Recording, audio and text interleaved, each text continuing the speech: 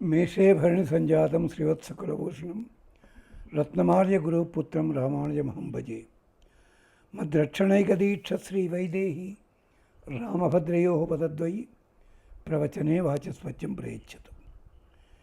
విబుధస్తుత ఉభయ వేదాంత మార్గ ప్రతిష్టాపనాకర ఉదీర్ణ బుద్ధి రామానుజార్య రచిత భాష్యగ్రంథ సంసిద్ధ రాద్ధాంత చక్రవర్తి మానిత అష్టాక్షరీ మంత్రారాధి రాజ రహస్య అనవద్య విద్యా వినోది పరవాసుదేవాంగ్రి సరసీరుహద్వయ ధ్యాన పావన మానసాబ్జు ధ్యాన పావన నిజమానసాబ్జు చరణసన్నుత పాలనా పరము అతి ప్రసన్ను మౌద్గల్యస కులాక్ష జలధి పారిజాతమైనట్టి రంగపార్యవర్యుని ఆత్మతలచి ఓనర్తు సాష్టాంగ వినతి.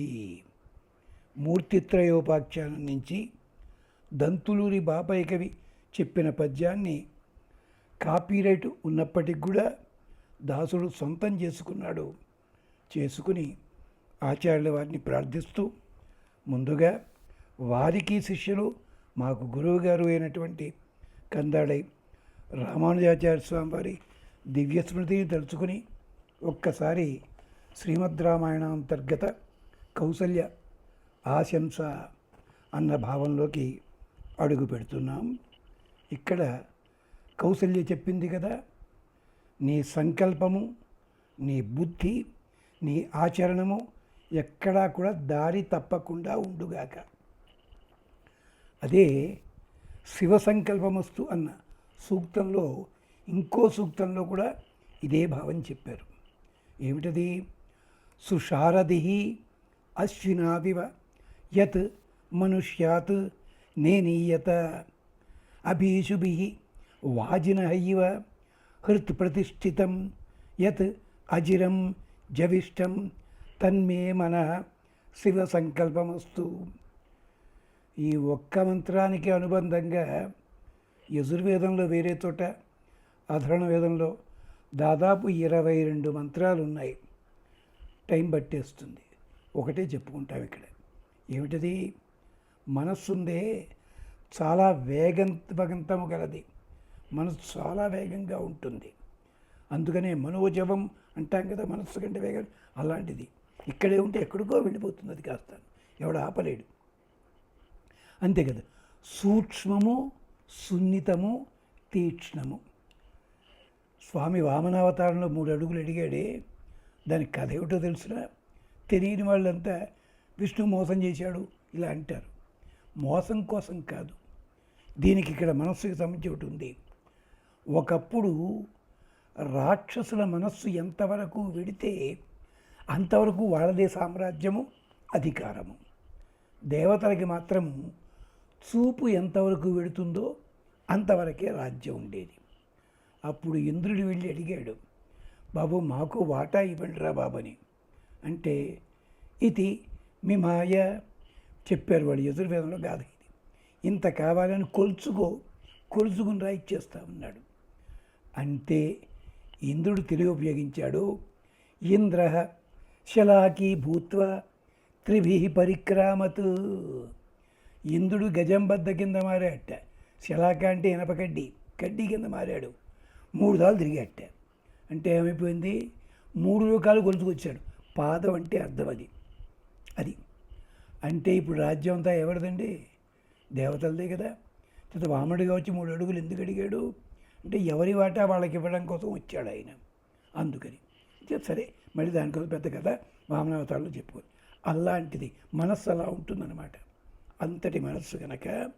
అలాగే హనుమంతుడు కూడా లంకానగరం వెళ్ళాలి. వెళ్ళే ముందు చెప్తాడు కదా వాల్మీకి, లంక చేరిపోయేట మనస్సుతోటి. ఓ నీరు బంగారం గారు అయ్యిందా? సీతమ్మను చూశాడు. జగామ మనస రామం, రాముడికి వెళ్ళిపోయాడు. మనసు అంత వేగంగా ఉంటుంది.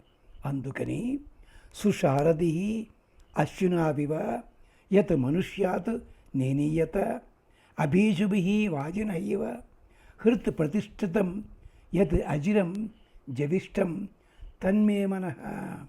ఆ మనస్సుందే అజిరం జవిష్టం. అదేమిటి?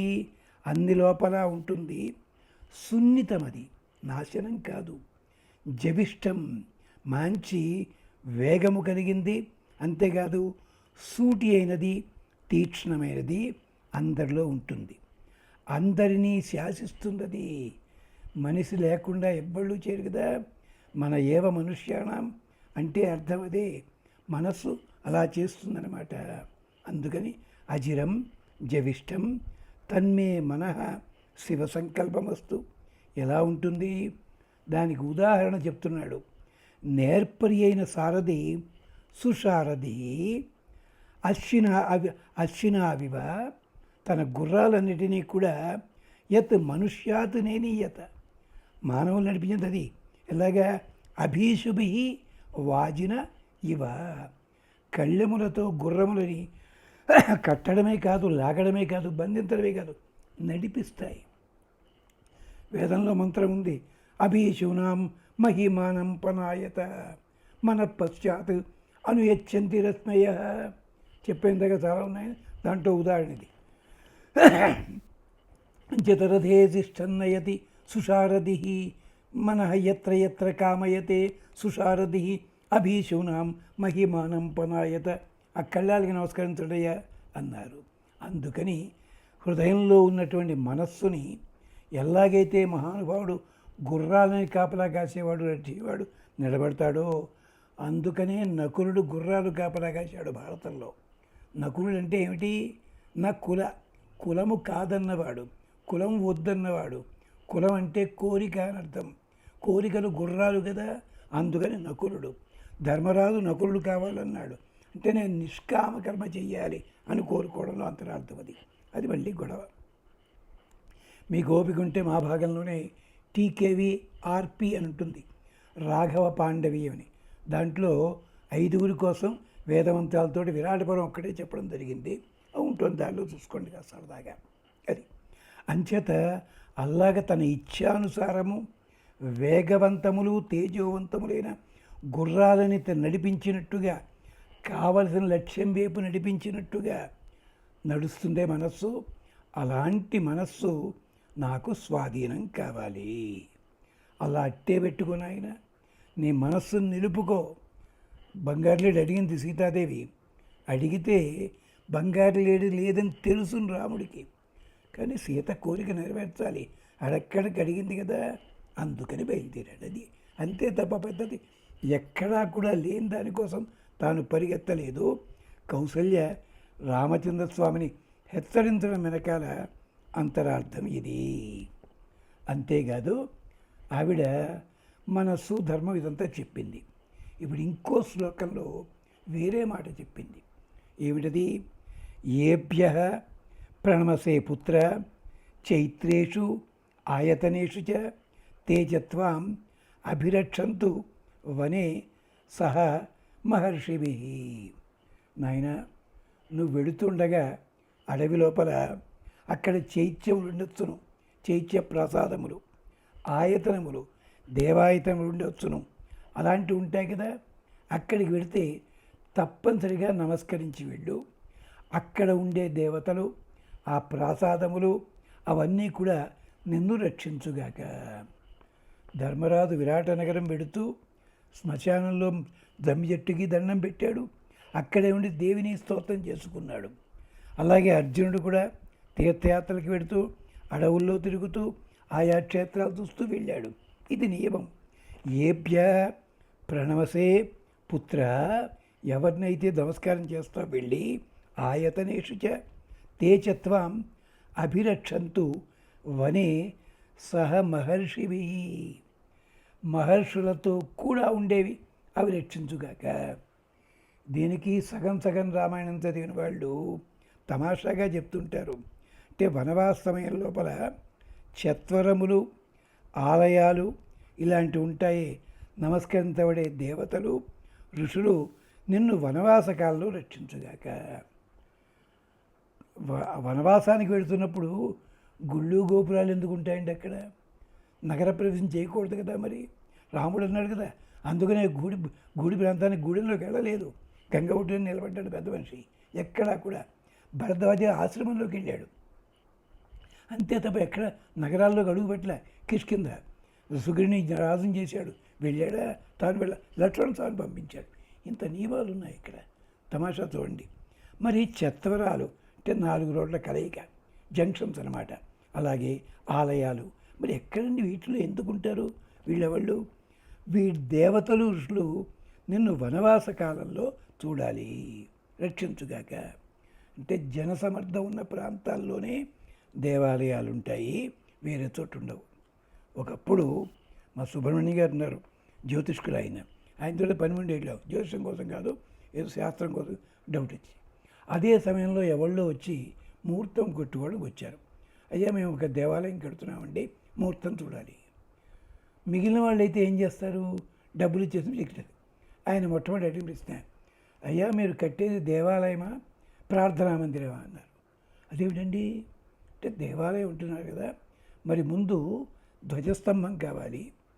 మీరు ఎన్ని అడుగుల ప్రాంతాల్లో కడుతున్నారు, ధ్వజస్తంభం ఎంత కావాలో చెప్పాలి, విగ్రహం ఎత్తంతో. ఆ ధ్వజస్తంభం ఏం లేదండి అన్నాడు. ధ్వజస్తంభం లేకపోతే ప్రార్థనాలయము, కేవలము చైత్యం మాత్రమే. మీరు దేవాలయం అన్నట్టయితే ధ్వజస్తంభం కావాలి, అది ఎంత ఏరియాలో ఉండాలో చూసుకోవాలి, ఆ ఏరియాలో ఎంతమంది జనం ఉంటారో ఆ జన సమర్థానికి తగినట్టుగా అంతటి పొడవుండే ఎత్తుండే విగ్రహం తీసుకోవాలి. ఇన్నీ ఉంటాయండి దేవాలయంలో. అంతేత పెద్ద ముహూర్తం పెట్టమంటే దేవాలయం ఫౌండేషన్ మీద ముహూర్తం పెట్టేయండి, కుదరదు ఆయన. ఏం చేత కట్టకూడని చోట 50 కోట్లు పెట్టి కట్టారు. ఒక చోట దేవాలయం ఒక్క కొబ్బరికాయ పగలటం లేదు అక్కడ. దానికి 1/2 కిలోమీటర్ దూరంలో కట్ట మైసమ్మ అని చెట్టు కింద ఉంది. రోజు లోపల 3,000 వస్తాయి అక్కడ. ఏమైంది? దేవాలయం కట్టడం తప్పు కాదు, నియమాలు పాటించలేదు. అంచేత నగరాల లోపలికి వెళ్ళడానికి ఉండదు, అలాంటివి కాదు. ఋషుల చేత ఆశ్రయించబడినవి. అదక్కడ సహ మహర్షివి అని చెప్పడంలో. చైత్యేషు అంటే అర్థం ఏమిటి? ఋషులందరూ కూడా గుంపులు గుంపులుగా ఉండి ప్రవర్తించే చోట్లు ఉంటాయి, అది కూడా చైత్యమే. జనములు భోగములు ఉండవు. అలాంటి చోట ఆయా ఋషుల ఆశ్రమాల లోపల వారు ఆరాధించే మూర్తుల స్థానాలు ఉంటాయి. అవి ఉదాహరణ ఏమిటంటే అగస్త్యాశ్రమం. అగస్త్యాశ్రమంలో ఎన్ని దేవతా స్థానాలు ఉన్నాయి, అక్కడ కూడా మన వాళ్ళు డౌట్లు అడుగుతుంటారు. ఆ డౌట్ నేను మాట్లాడి ఇప్పుడు. అగస్త్యాశ్రమంలో దేవతాయతనాలు ఉన్నాయి, యజ్ఞ వేదికలు ఉన్నాయి. ఇవి అలాంటి చోట ఉన్నవి. అవన్నీ కూడా వేరు వేరు దేవతల స్థానములన్నీ కూడా నిన్ను రక్షించాలి.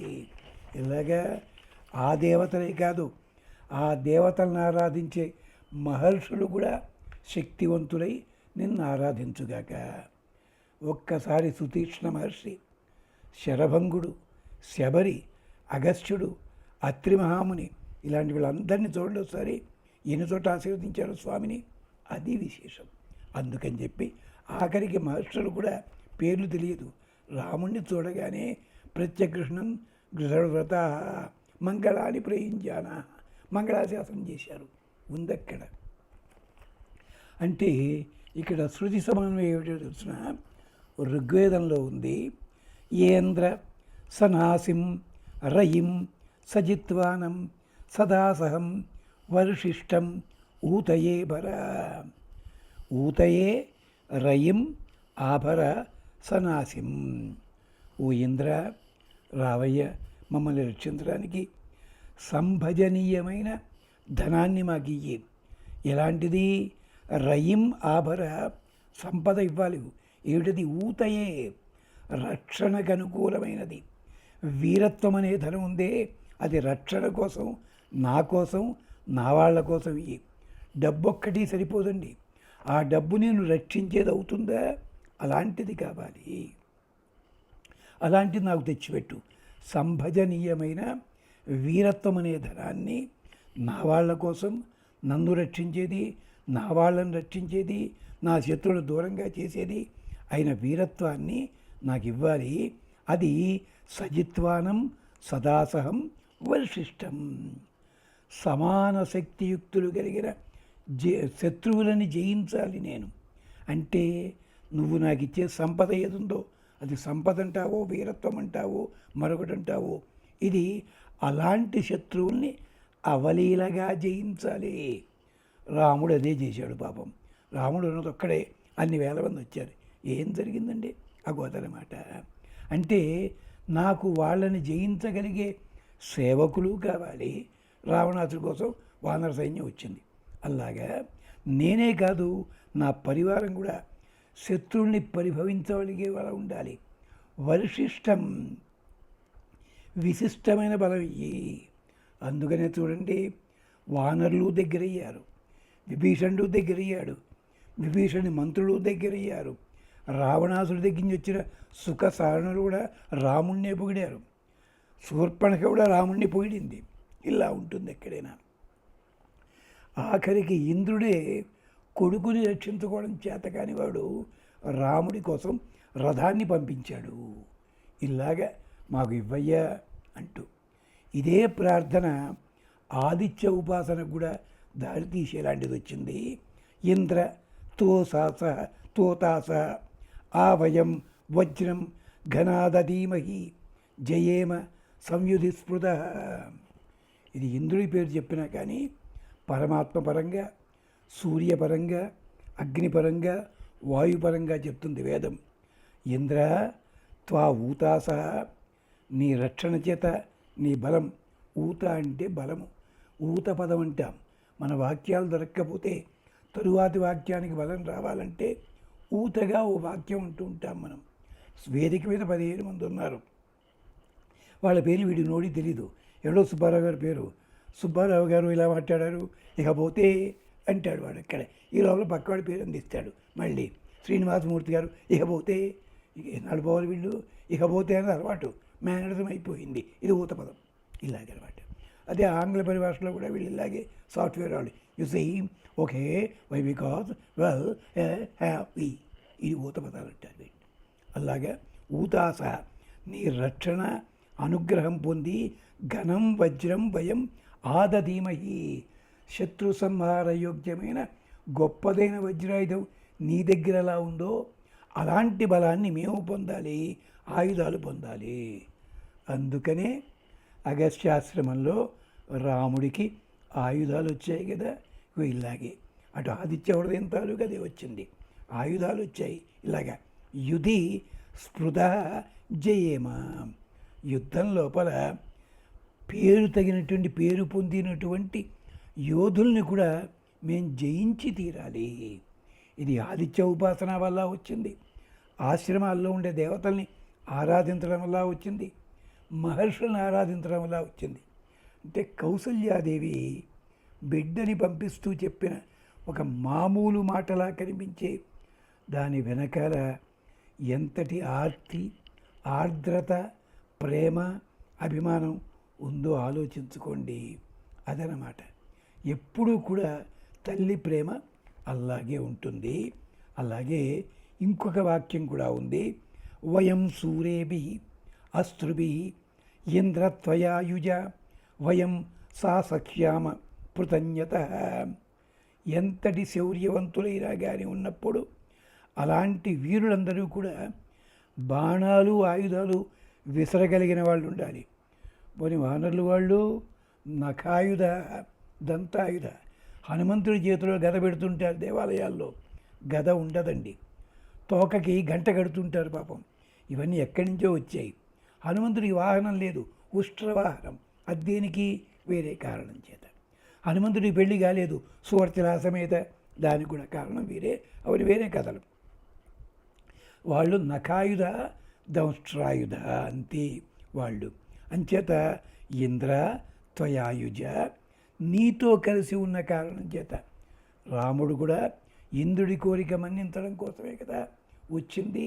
త్వయాయుజ పృతన్యత సాసహ్యామ, రాక్షసులందరినీ కూడా అవమానించగలం, జయించగలం. ఇంద్రుడు పంపించిన రథం ఎక్కిన తరువాత రావణాసుడిని పూర్తిగా అవమానించాడు. అంతకుముందు చేశాడు, కరెక్టే. ఏడు కలుపుకోండి జాగ్రత్తగా. అలాగా కాబట్టి నీకు రామచంద్ర, ఇలాంటి దేవతలంతా కూడా నీకు రక్షణ కలిగింతురుగాక అంటూ ఆశీర్వదించింది కౌసల్య. మరో భాగంలో మళ్ళీ కలుసుకుందాం. అంతవరకు స్వస్తి.